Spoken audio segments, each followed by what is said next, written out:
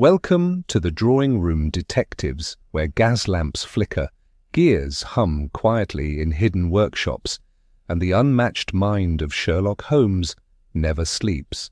Today we dust off the pages of a strange and secretive case. It begins not with a scream in the night or a locked door, but with a machine, half-built, brass-faced, and eerily still. Before we begin, where in the world are you listening from?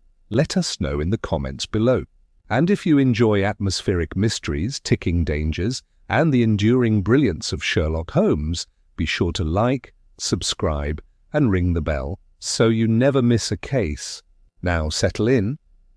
The gears are winding, the gas lamps are lit, and something strange is stirring in the darkened corners of the future. Chapter 1. The Widow's Visit.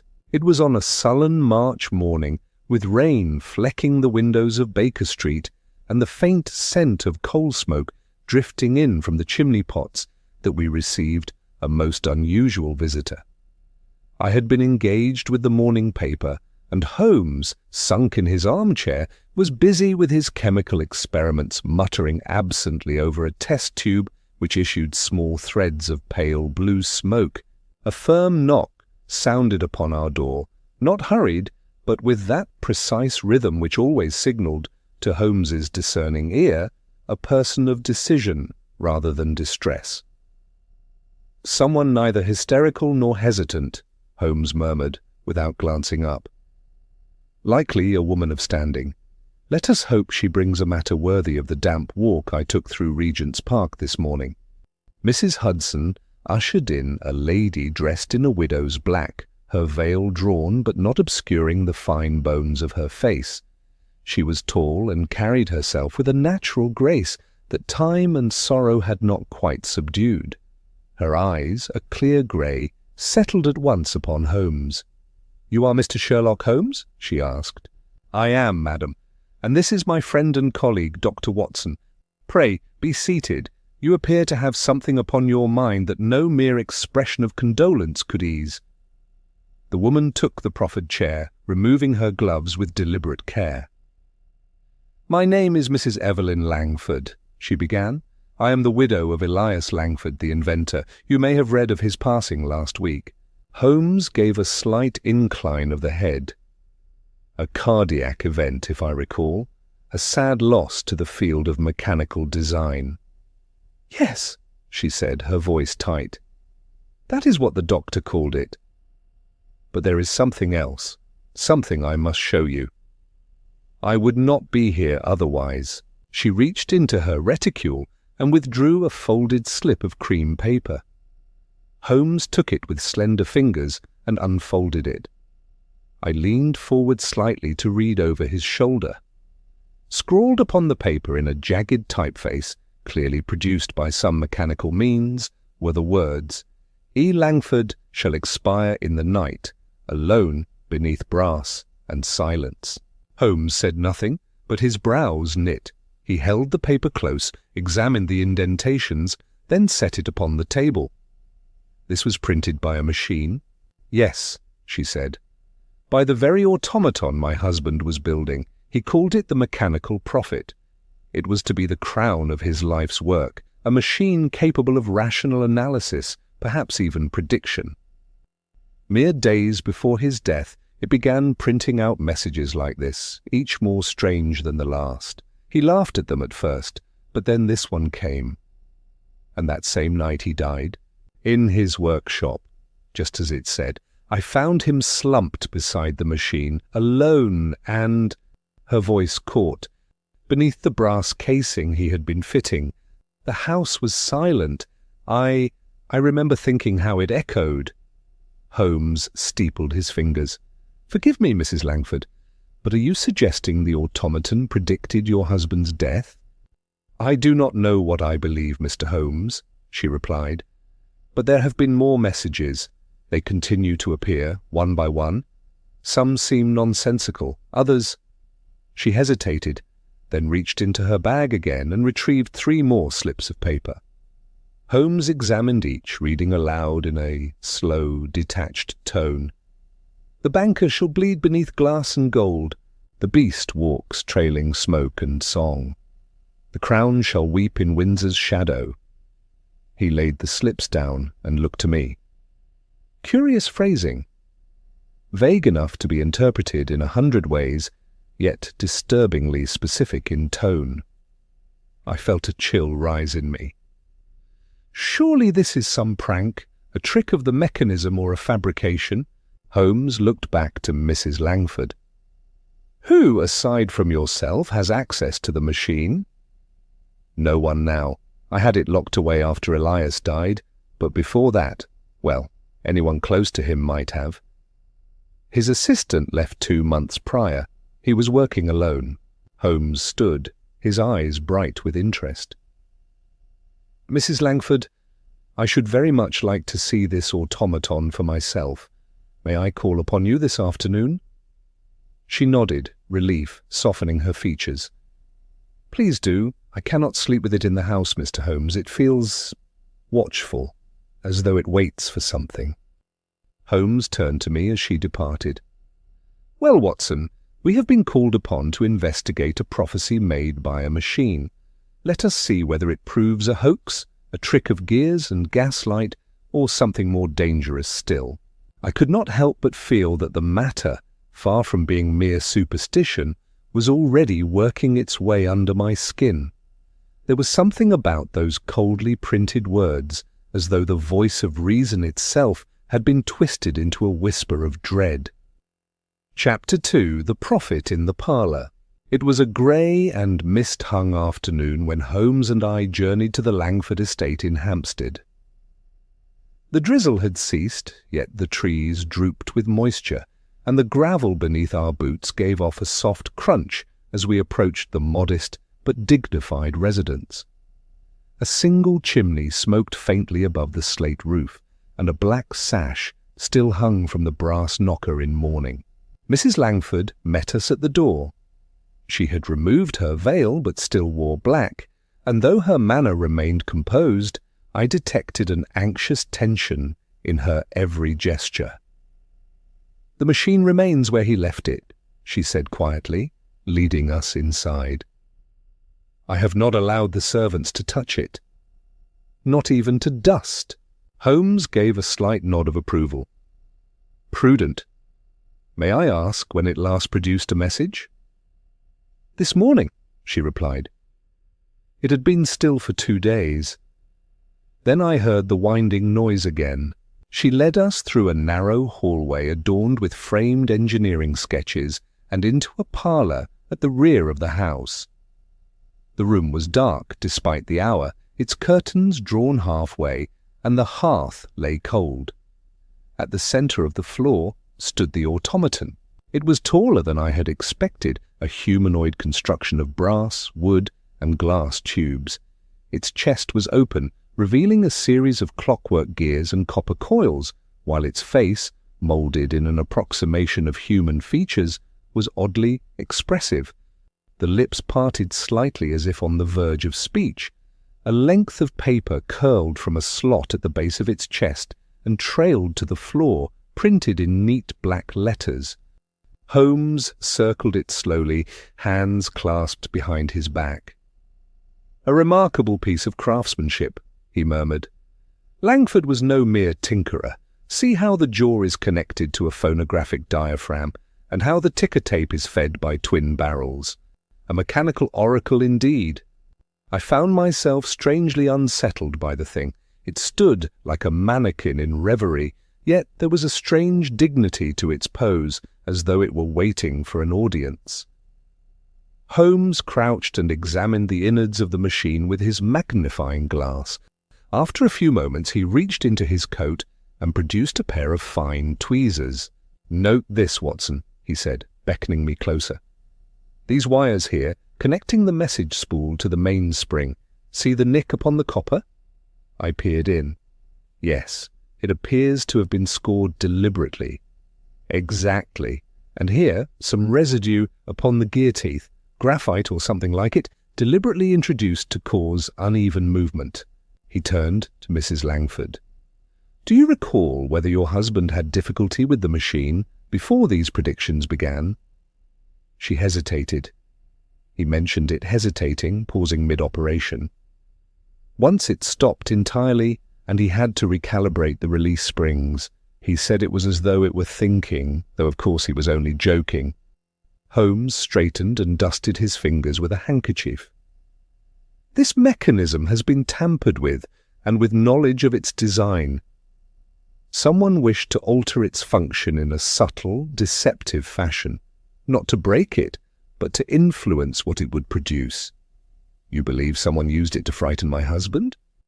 Or to frighten others through him? Tell me, was anyone present in the house the night he died? No, I was away visiting my sister in Kensington. He had insisted I go. The housekeeper was dismissed early, and the gardener had left before dusk. Holmes paced slowly before the machine. Too convenient to be coincidence. Either your husband feared for his life and wished you away, or someone arranged it thus to act undisturbed.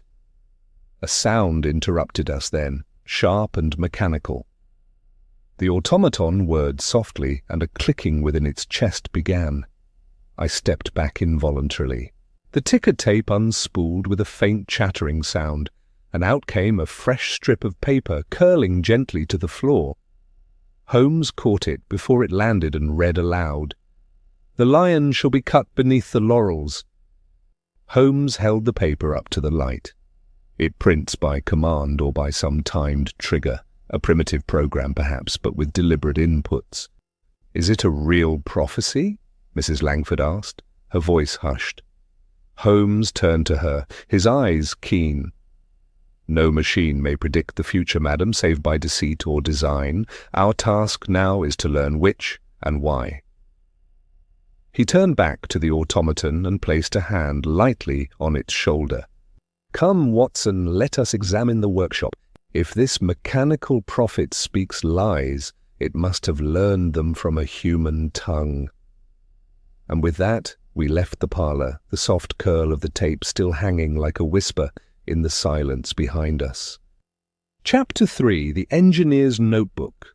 The Langford workshop was a curious blend of order and chaos, a place where the rigours of scientific inquiry appeared to war with the obsessions of a singular mind.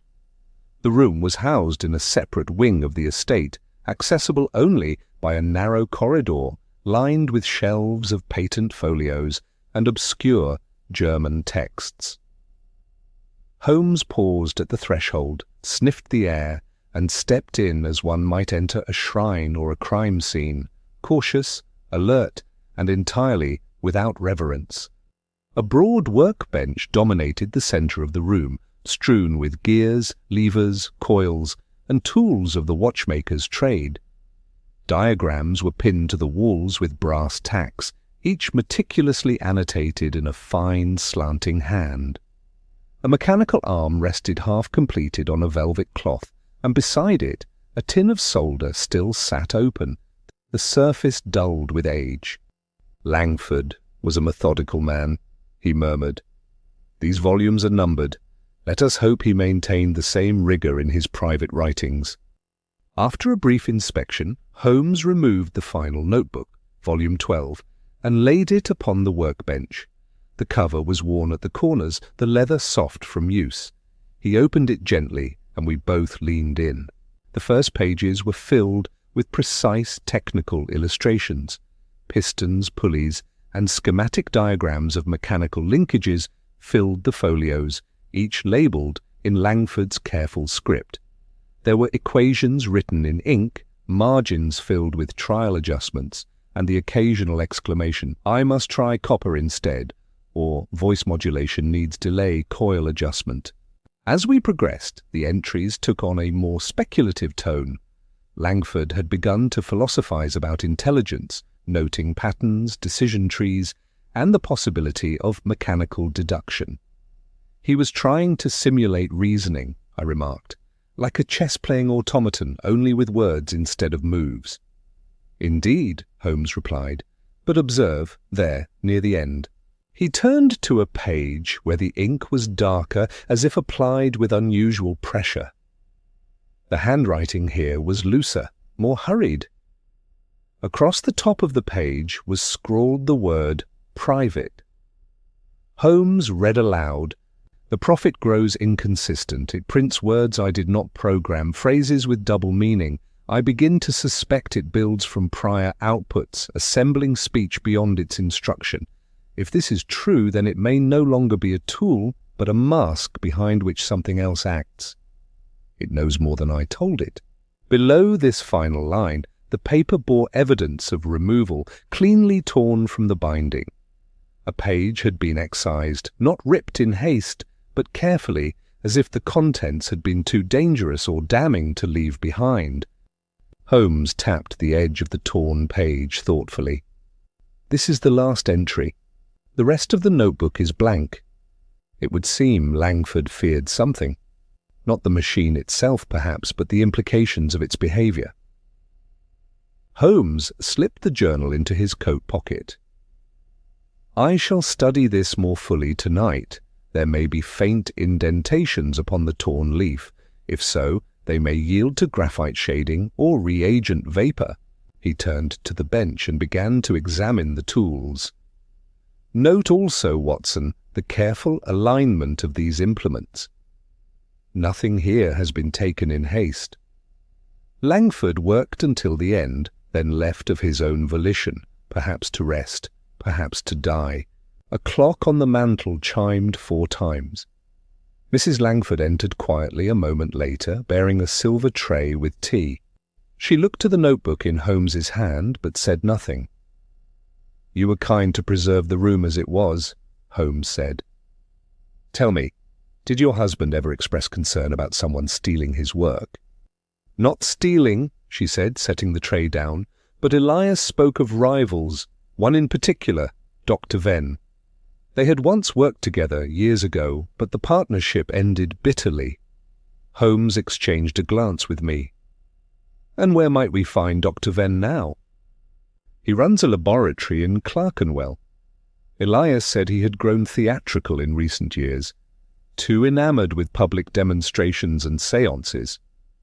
Holmes allowed himself a faint smile. "An inventor turned showman. That sort of vanity often leaves fingerprints." He turned back to the workshop, taking one last look around the room, as if committing every gear and cog to memory. Then he nodded, and we departed. As we stepped once more into the gathering mist of Hampstead, I asked, "Do you truly believe this machine can think?" Holmes gave a rare pause. "I believe, Watson, that it was made to give the appearance of thought, but if a clever man wished to deceive the public, perhaps even frighten them, he could do no better than to clothe his mischief in the skin of prophecy." He drew his collar against the wind. "Let us find this Dr. Venn. I suspect he knows more of prophecy than he lets on." Chapter 4. The Second Prediction. That evening found us once again ensconced in our sitting room at Baker Street, the rain having returned in steady sheets against the windows. A small fire crackled in the grate, and the scent of pipe tobacco hung in the air like incense at a ritual. Holmes, with sleeves rolled to the elbow, sat hunched over the Langford journal upon his desk, surrounded by a precise chaos of scrap paper, magnifying lens and chemical vials. The man's mind was ordered but not rigid, Holmes observed, tapping the edge of the notebook.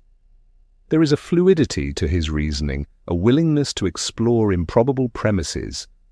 This entry in particular, where he notes the automaton producing its own syntax, suggests he suspected interference but could not prove it. "You mean to say someone tampered with the mechanism while convincing him it was functioning of its own accord?" I asked. "Precisely. And consider this, Watson. The missing page, torn cleanly as we noted, may have contained the identity of the person he suspected, or perhaps a message the machine produced that frightened him beyond reason." Before I could reply, we were interrupted by the sharp buzz of the front doorbell, followed shortly by the brisk steps of Mrs. Hudson ascending the stairs. She entered with a note upon a silver tray. "This came by express messenger not 10 minutes ago, Mr. Holmes, from Mrs. Langford." Holmes opened it and read quickly. His expression did not change, but he handed the slip to me. The message was brief. Another message printed. It reads, "The banker shall bleed beneath glass and gold. I fear this may not be coincidence. E. Langford." Holmes stood and retrieved his coat. "Watson, I must see the machine tonight while the gears are still warm. There is a rhythm to its workings, and I would know if the intervals are consistent or prompted. Will you accompany me?" "Of course," I said, already reaching for my hat. But by the time we arrived once more at the Langford home, now cloaked in fog and quiet as the grave, the machine had already fallen silent. The latest strip of ticker tape was still attached to the spool, and Holmes examined it with care under lamplight. "Same typeface, no irregularity in spacing. The spools have been recently wound," he murmured. "Yet Mrs. Langford assures me she has not touched it." He stooped and inspected the floor beneath the automaton, then the carpet behind it. "The legs have shifted slightly. Someone has been here, likely no more than an hour, before the message printed. We are not chasing ghostly predictions, Watson. We are chasing someone who wishes them to appear so."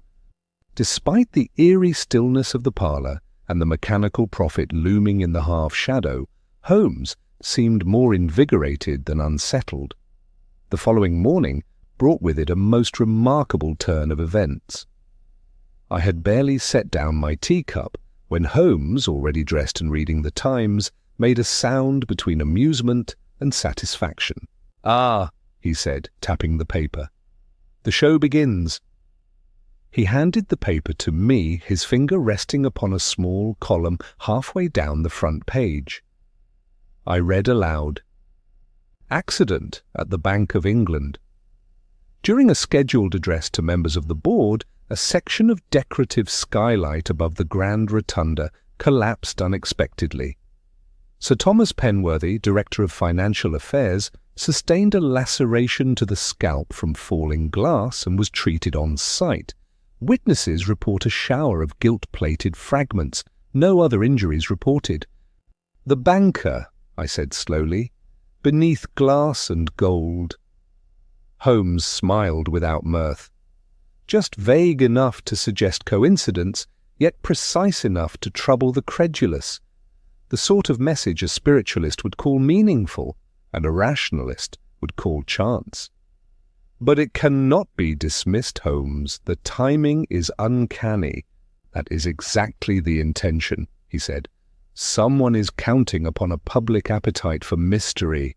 If we are correct in suspecting Venn, then this event will serve him well. A frightened public is easily led."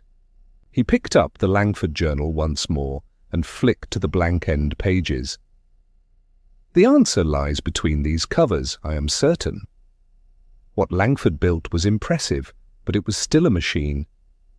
Someone is playing ventriloquist to its brass tongue." Holmes looked toward the window where fog still clung to the panes. "And now they have chosen a grander stage, Watson. The Bank of England is no casual theatre. I suspect their next act will aim even higher." Chapter 5. The Club of Futurists. It was on the third day, following the Langford prediction, that Holmes expressed his desire to investigate what he termed the intellectual soil from which the mechanical prophet had grown. He had, through one of his more obscure contacts at the Patent Office, secured a list of Elias Langford's known correspondents and professional acquaintances. Chief among them was a private assembly called the Club of Futurists, a loosely knit circle of philosophers, tinkerers, engineers, and men of speculative science who met fortnightly in a rented hall off Gower Street. "I find," Holmes remarked, as we rode by cab through the smoke-dimmed streets, "that men of genius are often accompanied by a retinue of parasites, rivals, and disciples, some more dangerous than others. The Club of Futurists may be little more than a drinking society for well-read mechanics, but within it, I expect to find at least one man with motive, means, and a certain theatrical flair. We arrived shortly before 8 at a building that might once have been a chapel, now converted into a reading hall and lecture space. The gas lamps within burned low, casting long shadows across the patterned tiles. A man at the door, sporting a velvet waistcoat and pince-nez, admitted us with only a moment's scrutiny after Holmes presented a handwritten note from Mrs. Langford. Inside, the gathering was already underway. A dozen or so men, most in cravats stained with ink or powder, stood in clusters, engaged in spirited conversation. Tables were cluttered with apparatus, journals, and steaming cups of coffee. The air was thick with the scent of oil and lamp black. One of the men, tall and thin with swept-back silver hair, turned sharply at the sound of our entrance. He was perhaps 50, with a long face that might have belonged to a carving of an Athenian judge had it not been marred by a slightly theatrical sneer. Holmes moved toward him at once. "Dr. Venn, I presume?" The man gave a stiff bow. "You have the advantage, sir. Sherlock Holmes. I am making inquiries into the late Elias Langford, and hoped you might provide some insight." "Langford," Venn repeated as if tasting something sour. "A name that still lingers, though his inventions will not. I suppose the melodrama surrounding his machine has brought you here? You were colleagues at one time." "Briefly," said Venn, leading us to a nearby table. "We collaborated on a programmable loom, an elegant thing really, but parted ways before the patent was filed. Langford made certain our names would not share the documents. He was clever, but selfish. His so-called profit was a parlour toy, nothing more. And yet, it seems to have caught the imagination of the press," Holmes said mildly. "It has even been credited with forecasting tragedy." Venn gave a dry laugh. "So I have heard. Riddles printed by a clockwork doll. The world always clings to mysticism when faced with mechanism. Langford was no prophet. He was a man of nervous temperament, easily deceived by the illusions of his own mind." Holmes's gaze sharpened. "Did you see the automaton after it was completed?" "No, I declined the invitation. I had no wish to see a grotesque mannequin sputter nonsense into the air. Langford loved such things. He believed machines could think. Nonsense, of course. A machine can imitate logic, but it cannot possess it." As Venn spoke, I noted how his hands trembled slightly with each sip from his cup, and how his eyes never quite met Holmes's. He wore the air of a man long accustomed to being overlooked, who now enjoyed any opportunity to diminish the achievements of a more celebrated peer. "Still," Holmes said, "you seem very well acquainted with its workings for someone who dismissed it entirely." Venn's smile faltered just for a moment. "I read the technical papers. Langford was not discreet. He published fragments in obscure journals, hoping to attract praise. I suppose you will now ask if I had reason to wish him ill." "Not yet," Holmes replied. "But I will ask this. Where were you on the evening of March 11th? "I was here," Venn said, his tone sharpening. "Giving a lecture on harmonic resonance in synthetic speech. You may inquire with Mr. Pell, the club's secretary. He has the records. I am not in the habit of creeping into men's homes to tamper with toys." Holmes inclined his head. "No, I imagine your talents lie elsewhere." As we left the club, I ventured, "Do you suspect him?" Holmes was silent a moment. Then he said, "I suspect he is a man whose pride is greater than his patience, a dangerous combination when paired with technical skill. But for now, he remains only a figure of interest. We must find out if he had access to Langford's home or knowledge of the machine's inner workings beyond the printed word." He paused at the foot of the stairs, glancing back at the flickering gaslights of the club hall. "Men like Venn do not simply fade into the background, Watson. They wait, they brood, and when the stage is set, they emerge precisely where they believe the audience will be watching. Chapter 6. The Clockmaker's Trail. The fog had lifted somewhat by the following morning, giving way to a pale, colourless sky that hung above the city like an old bedsheet. Holmes was up early, having risen before 7, and had already devoured 2 cups of strong coffee before I joined him. "Watson," he said, setting aside his untouched slice of toast, "do you recall the gear assembly within the automaton's chest, the differential pivots and the triple spring relay?" "Vaguely," I replied. "You commented on the precision of the copper teeth."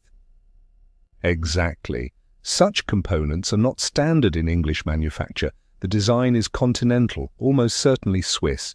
There are few in London who could craft such things, and fewer still with access to the tools required." He handed me a small brass fragment, wrapped in linen. "I retrieved this from the Prophet's lower cavity. Note the hallmark, Delacourt and Hecht, a Swiss firm of no small reputation." "Then you suspect Langford purchased these directly?" "I rather suspect someone else did, and more recently. We shall pay a visit to the one man in London whose reputation for horological excellence extends both to society and to science, Monsieur Theodore Blay of Clerkenwell." By midday we found ourselves in Hatton Garden, where the jewellers and instrument makers crowded their wares into low-windowed shops, and the air smelled faintly of oil, iron filings, and polish. Holmes led us through a narrow alley into a well-kept establishment whose sign bore only a gilt watch face and the words "Blay Precision Horology." Inside, the air ticked with the sound of dozens of small clocks, each marking time with exquisite discipline. Behind a glass counter sat a man of neat stature with silver-rimmed spectacles and the dainty hands of a surgeon or pianist. "Monsieur Blay?" Holmes asked. The man inclined his head. "At your service, monsieur." Holmes produced the brass gear from his pocket and laid it upon the velvet counter. "May I inquire whether this component came from your workshop?" Blay took it with evident interest, turned it twice, then nodded. "Oui, c'est à moi. We manufactured this for a special order. Twin-milled copper, 16-tooth micro gear, made to accommodate a narrow oscillation range. It was part of a larger request, custom job." "Do you recall the purchaser?" "I do not forget such orders," Blay said with a touch of pride. "It was only 6 weeks ago, a gentleman with a pale complexion, tall, with hair greying at the temples. He spoke with education, but with a tone most impatient." "Did he give a name?" Holmes asked.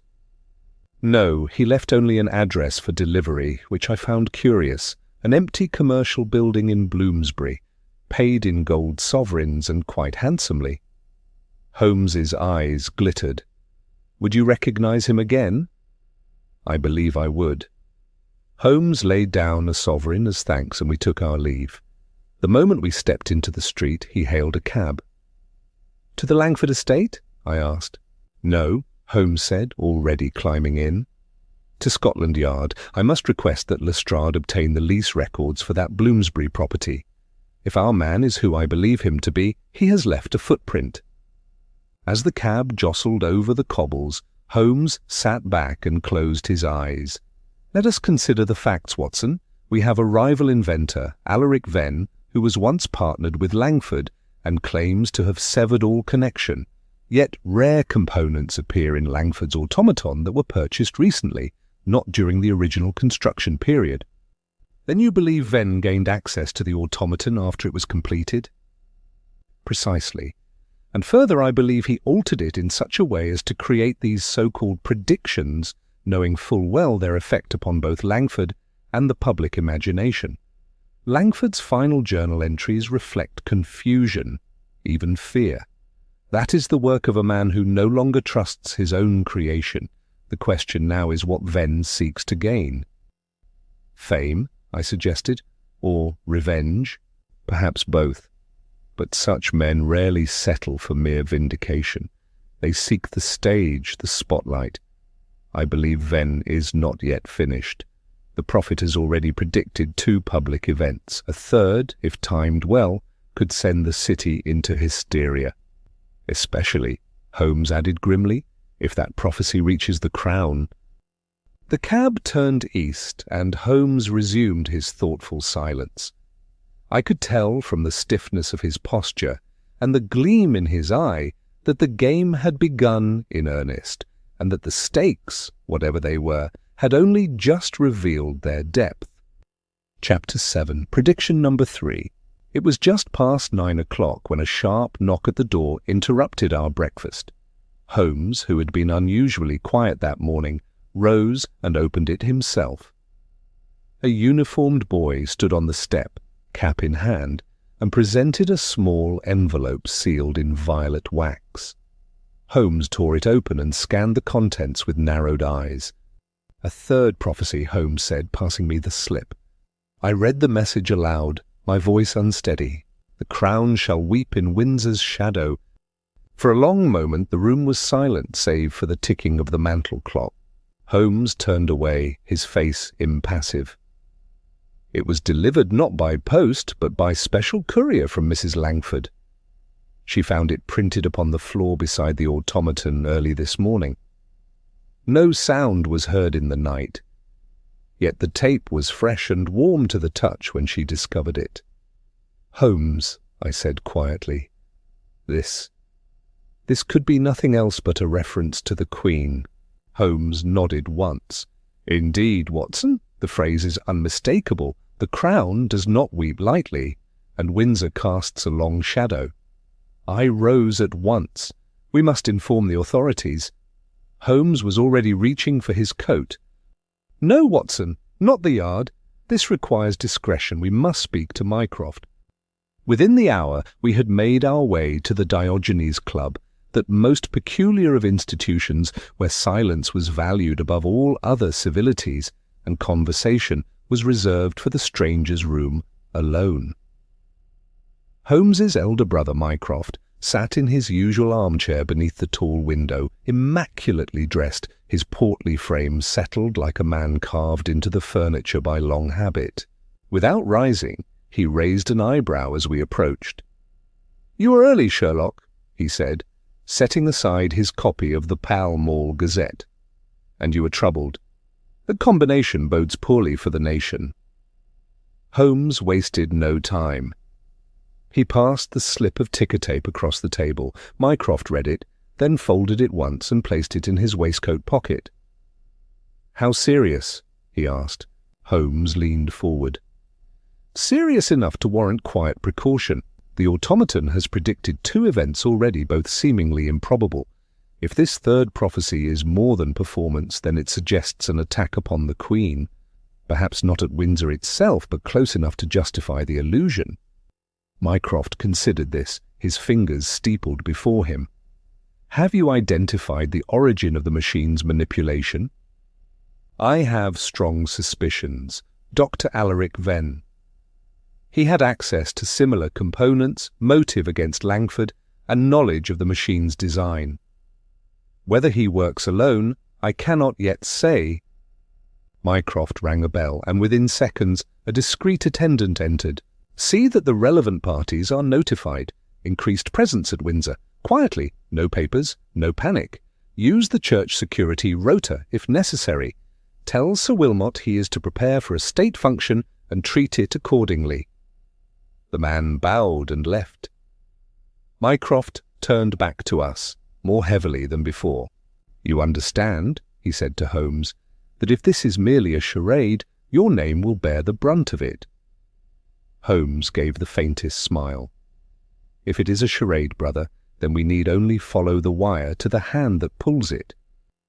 We returned to Baker Street just past noon. Holmes paced the sitting-room like a caged animal, occasionally stopping to make a note in his journal or examine the Langford manuscript. At last he spoke. 3 predictions. The first foretold death, the second injury, the third speaks of mourning. Each has grown in scale and public consequence. The first startled a widow, the second made a headline, and the third may shake the throne if allowed to pass unchallenged. He paused at the window and looked out at the street below.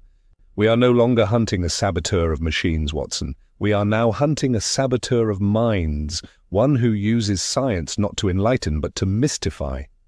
His voice dropped almost to a whisper. And he is very nearly convincing. Chapter 8. The Electric Séance. The evening fog clung to the rooftops like gauze as Holmes and I made our way to Dr. Alaric Venn's laboratory on Giltspur Street. The building itself was a former warehouse, its high windows now obscured by drawn curtains and the dull flicker of electric lamps within. Holmes had received an invitation by messenger earlier that day, scrawled in Venn's angular hand and sealed with crimson wax. It read, "You are invited to witness an advance in spiritual instrumentation. Tonight, at the 9th hour." "It is no coincidence," Holmes had muttered, folding the paper, "that this summons arrives not 24 hours after the third prophecy. He wishes us to see his performance, perhaps even admire it." Inside the laboratory was a theatre of curiosities. Glass tubes and brass coils lined the shelves, and strange instruments buzzed faintly under the current of a humming dynamo in the corner. "My friends," he began, his voice smooth and deliberate, "I welcome you to the threshold of understanding. For centuries, man has asked whether the veil between life and death can be pierced. Tonight, I submit to you, not ghosts, nor trickery, but proof." The apparatus revealed was both magnificent and grotesque. A seated figure, not unlike Langford's automaton, constructed of polished brass and mahogany. Its face was smoother than Langford's model, but the resemblance was unmistakable. Domed skull, glassy eyes, and the parted lips of a mouth shaped for mechanical speech. A ribbon of paper fed from a spool at its chest, its edge already curled like a serpent's tongue. Holmes leaned toward me and whispered, "The same speech mechanism. He has duplicated it precisely, though with modifications for effect. Observe the phonograph cylinders embedded at the throat." Venn raised his hands theatrically. "This is the oracle," he intoned. "It requires no medium. It speaks not by spirits, but by resonance, amplifying the unseen thoughts that linger in the ether. Tonight we ask it one question." Slowly the mouth began to move as well. A rasping, hollow voice issued forth, not natural, not human, but chilling in its approximation. "You are watched, Sherlock Holmes." A murmur rippled through the audience. Holmes remained motionless. The tape continued to print, and Venn held it aloft dramatically. "A response from the void," he said. "Do you doubt it, Mr. Holmes?" Holmes stepped forward calmly. "I doubt only what relies on theatre to establish truth. Your oracle bears a remarkable resemblance to Langford's prophet, too remarkable, in fact." Venn's smile did not waver. "We worked in similar fields, and I make no apology for improvement. Langford built a calculator. I have created a listener." Holmes examined the base of the machine. "May I?" Venn hesitated, then stepped aside. Holmes crouched and peered into the chassis. His fingers brushed the wires and he tapped lightly at the structure. "No dust," he said quietly. "These parts were recently installed. The wiring is newer than the frame. This machine was assembled in haste." Venn stiffened. "I assure you it functions." "Oh, it functions, but not as you claim. The messages are prepared. The sound is triggered by proximity sensors or pressure switches. There is no mystery here, only misdirection." The room had gone very still. One of the ladies rose to leave, and the rest followed her lead in polite but hurried silence. Within moments, only Holmes, Venn, and I remained in the hall. "You forget," Holmes said, straightening, "that I have already seen the original machine. Langford's design was subtle, yours is theatrical, but both share a common truth. They speak only what is fed to them." Venn's eyes darkened. "What are you implying?" "That the third prediction," Holmes said, drawing the tape from his pocket, "was no accident. You planted it. You knew we would come, and you wanted to watch us fear what you had created." Holmes took a step forward.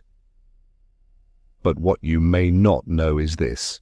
The security at Windsor has already been increased. Your prophecy will not come to pass." Venn's lips parted as if to respond, but Holmes turned away. "Good night, Doctor," he said, and we left him standing beside his mechanical ghost. As we walked back into the lamplit streets, I turned to Holmes. "Do you think he means to try again?" Holmes's face was unreadable. "I think he believes the world will be made to fear him, if not by prophecy, then by design, and I fear he has not yet played his final move." Chapter 9. The Forger of Fate. It was a grey, unsettled morning when Holmes returned from the archives of the Metropolitan Police with a sheaf of papers tucked beneath his arm and an expression of grim satisfaction upon his face. I had just settled into my breakfast when he entered the sitting-room at Baker Street and tossed his coat across the back of a chair. "You were correct to be uneasy, Watson," he said, placing the documents upon the table. The Langford estate employed a temporary technician 2 weeks prior to the inventor's death. The man signed in under the name Mr. Alvin Groves, supposedly sent to service the telegraph connections in Langford's laboratory. He remained on the property for 3 afternoons, unobserved, unchallenged, and departed without requesting payment. "Do we know who he was?" I asked, setting down my fork. "Groves does not exist," Holmes replied. "The name is fictitious, but the physical description provided by the gardener matches Venn precisely, down to the greying temples and narrow build. He gained access to the house not by force but by disguise, the perfect crime for a man who traffics in illusions." He paced as he spoke, his hands clasped tightly behind his back. "It explains everything. The prophet was never prophetic. It was a puppet, its strings pulled by a man with knowledge of the machine's inner workings and a mind steeped in vengeance. Venn returned to Langford's estate under false pretenses and modified the automaton to produce ambiguous yet alarming messages, carefully timed, gradually escalating. The death of Langford was the first casualty, though whether by fright or by design remains uncertain." "But why?" I asked. "What could he hope to gain from such theatrics?" "Diversion," Holmes said simply. "A ruse of national scale. By invoking the language of prophecy, Venn sought to generate public hysteria. The first message disturbed a widow, the second made headlines, the third reached the ears of the Queen's own household, and in doing so it pulled eyes and resources toward Windsor." I sat forward. "Then you believe there is a separate, real threat, one not predicted but planned?" "Precisely. While the court prepared for a phantasmal attack in the royal countryside, Venn could operate in the city, unwatched, unnoticed. I have reason to believe that an event of political significance is set to occur within the next 48 hours, and that Venn intends to strike not from the shadows but from beneath the very spotlight he has so carefully drawn." Holmes retrieved a final sheet from the papers and laid it before me. It was a purchase ledger from a discreet but reputable supplier of electrical components and scientific glassware in Marylebone. The most recent order was signed under the name G. Ashcroft, another pseudonym, but the delivery had been made to a locked storeroom at the Royal Exhibition Hall in Kensington. "The Exhibition Hall?" I said, startled. "But the science conference begins tomorrow. Dignitaries, government officials, even members of the royal family," Holmes added softly. "A perfect theatre for a man who believes himself both performer and prophet." He stood abruptly and moved to the window, drawing back the curtain to peer down at Baker Street. Venn's obsession with Langford was not born solely of jealousy, Watson. It was ambition, thwarted by obscurity. Langford gained recognition, while Venn remained an anonymous eccentric. Now he seeks to reverse that fortune by manufacturing fear and revealing himself as the man behind the mask. He turned from the window, his eyes sharp. "We must reach the exhibition hall before he makes his final move. If I am correct, the Prophet has served its purpose. The next demonstration will not be mechanical." As he spoke, a knock sounded from downstairs. Moments later, Mrs. Hudson entered, bearing a telegram. Holmes opened it swiftly. His eyes scanned the lines and his jaw tightened. "It is from Mycroft. The Queen will attend the exhibition's opening address after all. The change was made in secret, known only to a few, and yet the information has been compromised." He looked to me. "It is time we paid a visit to the hall. Bring your revolver, Watson. The next prophecy will be written not in ink, but in blood." Chapter 10. The Manuscript Recovered. The rain returned in earnest that evening, soaking the cobblestones and casting a dull sheen across the city's rooftops. Holmes and I had spent the better part of the afternoon at the exhibition hall, inspecting the storerooms and speaker platforms under the guise of preparing a last-minute scientific exhibit. While no device was yet discovered, Holmes had marked a suspicious electrical conduit leading beneath the main dais. It was nearing dusk when a knock at the door of Baker Street brought further illumination. Lestrade stood upon the threshold, soaked and irritated, but with a look of satisfaction on his pinched face. "We've had our eye on Venn's lodging off Museum Street," he said, stepping inside and unwrapping his scarf. "You were right about him. He fled the premises an hour ago, but left in a terrible rush, papers scattered, drawers half pulled. We gathered what we could. One item in particular may be of interest." He withdrew a folded sheet from within his coat and handed it to Holmes. It was torn along the left edge, stained with oil in one corner, and unmistakably written in the same narrow, slanting hand as Langford's other journal entries. Holmes carried it to the desk, laid it flat, and read silently. I stood beside him, reading over his shoulder. March 3rd. The Prophet has begun printing phrases I did not code. I have double-checked the brass relays and adjusted the selector drum, but still it forms sentences not of my making. Yesterday it printed, "It begins at Windsor." I have never entered that phrase. I fear someone has tampered with the Prophet. I cannot prove it, not yet. But I have built a fail-safe. I have installed a magnetic stop lever disguised among the cooling coils. If set to the leftmost notch, the machine will cease speech entirely. Let none but myself know of this. At the bottom of the page was a final note, hastily scrawled. "They want to turn prophecy into murder. If I am gone, look to the Prophet's mouth." Holmes said nothing for a moment. Then he drew a breath and looked to Lestrade. "Was this among Langford's personal papers?" "No," Lestrade replied. "It was folded into a notebook marked with Venn's initials. I believe he meant to destroy it, but either forgot or was interrupted." Holmes folded the sheet carefully and placed it into a leather folio. "This confirms it. Langford knew something was amiss, possibly days before his death. He was frightened but logical. He constructed a means to disable the machine, and Venn, fearing discovery, removed the evidence. But he kept the page. Why? Perhaps for study, I suggested, or to find the fail-safe himself. Possibly, Holmes said. Or perhaps he could not bring himself to destroy the last written words of the man whose work he had twisted. He turned back to the fire and stared into the flames. "The machine is only the stage, Watson. The performance is elsewhere. But this paper is our key. At that moment, another knock came.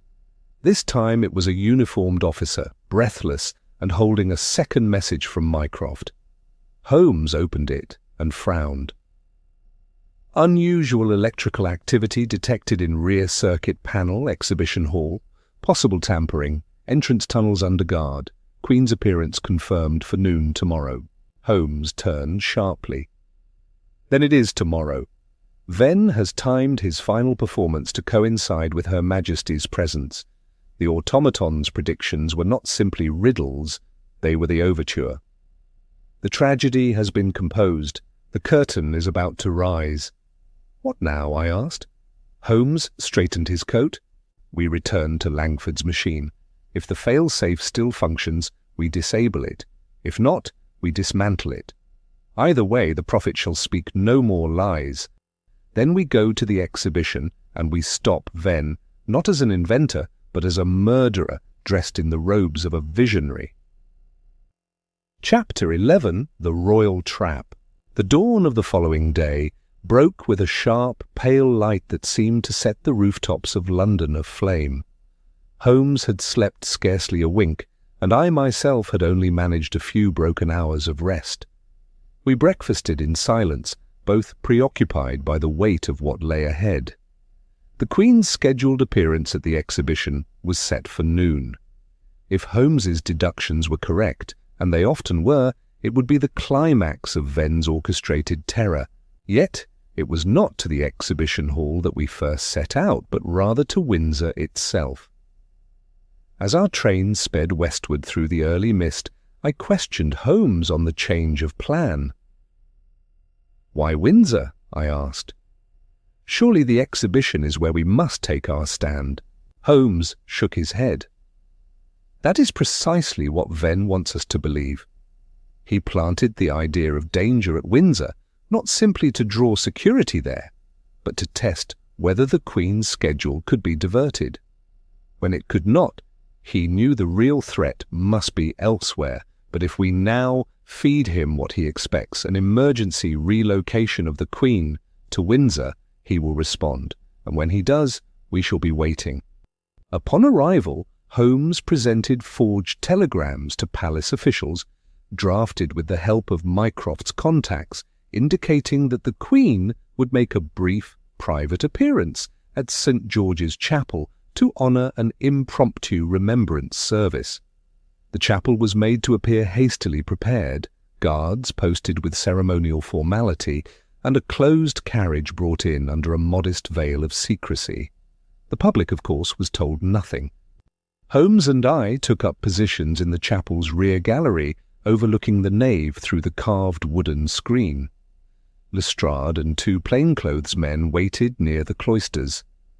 At the centre of the decoy procession stood a woman in mourning dress, face obscured by a heavy veil, escorted by two aides in royal livery. She was no monarch, of course, but an actress from the Haymarket Theatre paid handsomely for her morning's work. Her carriage had arrived under full police watch, drawing the attention of the underground whisper network Venn so cleverly manipulated. We waited. It was just past 12 when the assassin came. He entered quietly through the side transept, dressed as a clergyman, and carrying a leather satchel beneath his robes. Holmes, peering through a brass spyglass, stiffened. "There," he murmured. The satchel, too heavy for a Bible, left hand gloved, right hand bare, likely for precise handling of a mechanism. Without another word, Holmes descended the gallery stairs, motioning silently to Lestrade. I followed closely behind. The man reached beneath his robes, pulling forth a narrow device with a brass nozzle and a curious coil of wire. But before he could raise it, Lestrade and I sprang upon him from either side, knocking the strange contraption to the flagstones. Holmes wrested the satchel from his arm and yanked back the assassin's collar, revealing a clean-shaven, angular face with a pale scar under one eye. The man struggled briefly, then slumped as Lestrade clapped irons on his wrists. "I know this one," Holmes said grimly. "His name is Emil Kraus, German by birth, Swiss by trade. former assistant to Venn during his Zurich lectures. We returned to London by 3 o'clock, the prisoner secured under guard. Holmes said little during the journey. His fingers drummed against the edge of the window frame as the city rose again from the distance. "It is almost finished," he said at last. "The final performance is tomorrow. Venn will appear before the scientific world as a visionary, but he will not speak. He will be unmasked." He looked at me, eyes glinting with anticipation. "Langford built a machine to explore thought.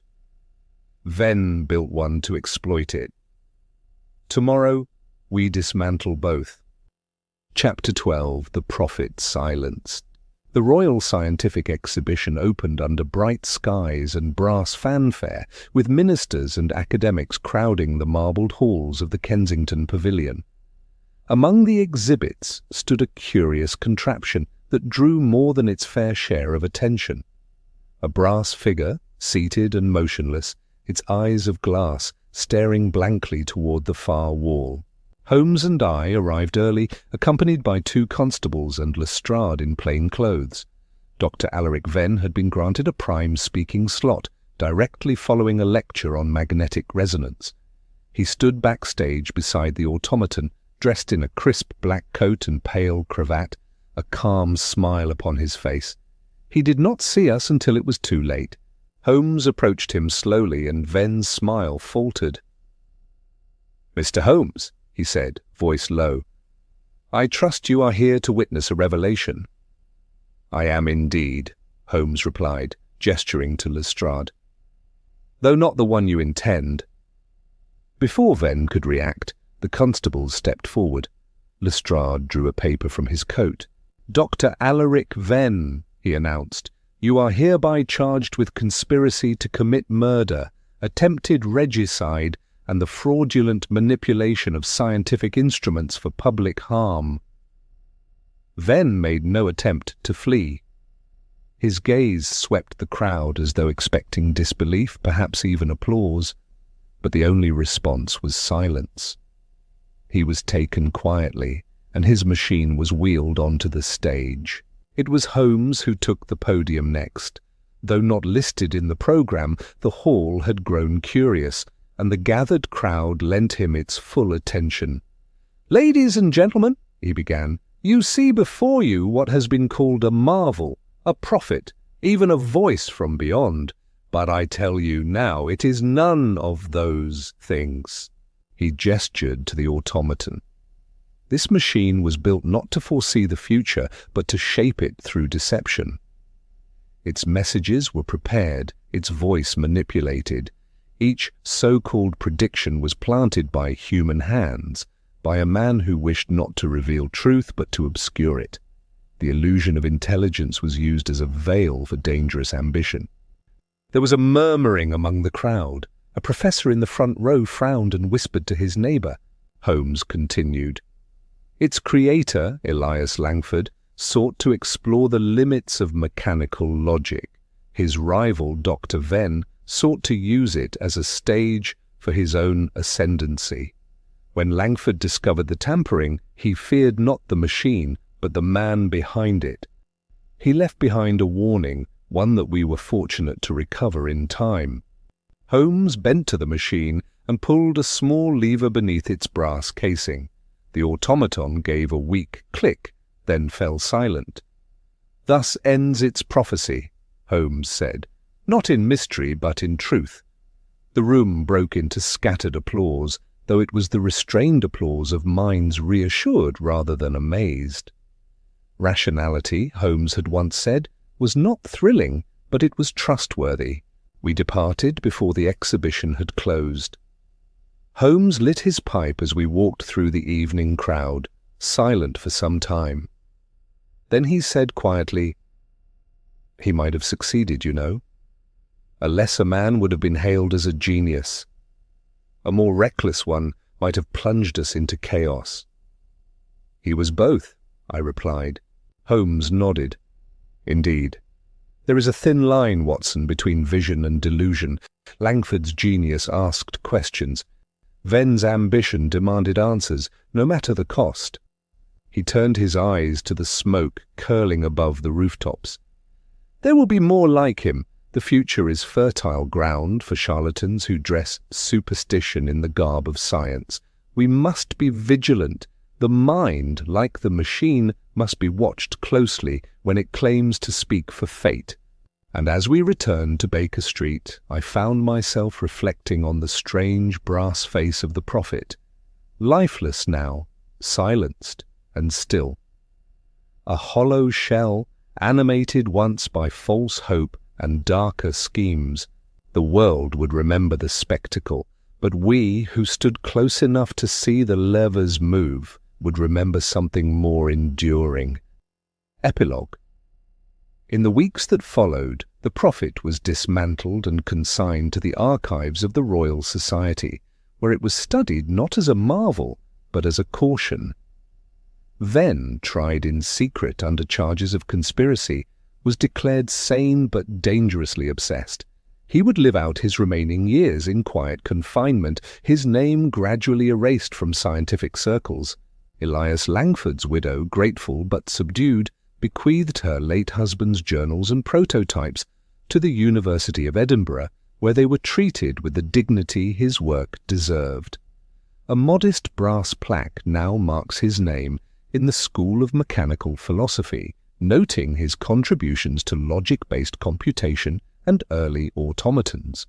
As for Holmes, he returned to his violin and his chemistry experiments, seemingly unaffected by the stir.